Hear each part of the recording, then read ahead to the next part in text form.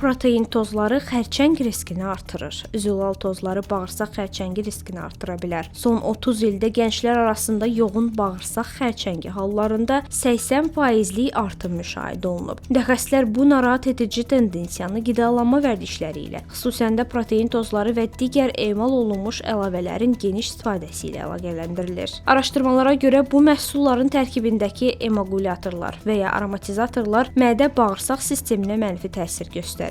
Həkimlər bildirir ki, onlar bağırsaq divarını zəiflədir, faydalı bakteriyaların sayını azaldır və toksinlərin səviyyəsini artırır. Nəticədə iltihab və xərçəng kimi ciddi sağlamlıq problemləri yaranır. Mütəxəssislər zülal mənbəyi kimi daha çox təbii qidaların, yumurta, balıq, ət və paxlalılardan istifadə etməyi tövsiyə edir. Eyni zamanda idmanla məşğul olanların protein tozlarını seçərkən tərkibinə diqqət yetirmələri vacibdir. Təbii və əlavə maddələrsiz məhsullara üstünlük verilməsi xərçəng riskini azaltmağa kömək eləyə bilər.